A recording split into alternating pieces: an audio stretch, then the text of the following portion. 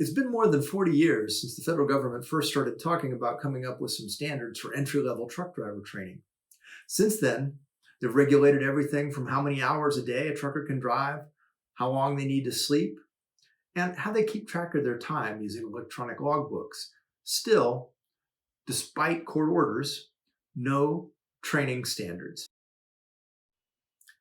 In 2016, the Federal Motor Carrier Safety Administration came up with some rules that everyone could agree with. Those rules were supposed to take effect in early 2020, but have been pushed back another 2 years.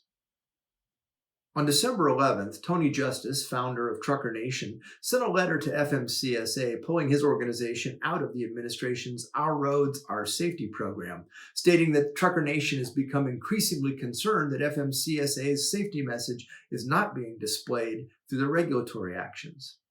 Justice wrote that his organization found the delay particularly galling because the agency took the exact opposite stance on electronic logging devices, moving ahead with mandate enforcement despite growing evidence that calls into question the safety benefits of ELDs. I talked to TruckerNation co-founder Andrea Marks. So it has been stated by the FMCSA that the reason why they're delaying the entry-level driver training requirements is because the electronic database, the electronic infrastructure that has to be built that would allow state driver's license agencies and the FMCSA to communicate back and forth about when a driver has completed those entry-level driver training requirements, that electronic system has not it's not ready. It's not ready. So they need more time.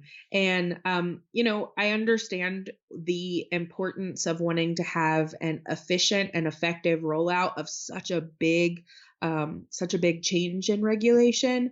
But I also know that the agency has had the entry-level driver training rule in place since 2016. So it calls to question the effectiveness and the efficiency of their both time and resource management from 2016 to 2020 to get something ready for regulatory rollout. In their defense, they've had a lot going on. They had a change in administration. They had the hours of service thing come up. They had a new administrator come in. So they have had a lot going on. So I can sympathize with them in that regard. But we just would have liked to have seen this being rolled out when they said it was going to be.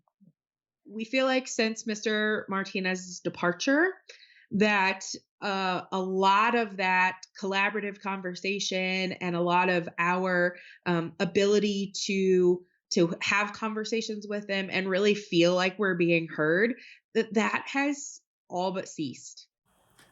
An FMCSA spokesman declined to be interviewed for this segment, which is too bad because they've spent a lot of time and effort making this happen, and they do have a story to tell. I plan to keep in touch with them and hopefully be able to follow up with you in a future segment. For the Truck Boss Show, I'm Brad Kuhn. I'll see you down the road.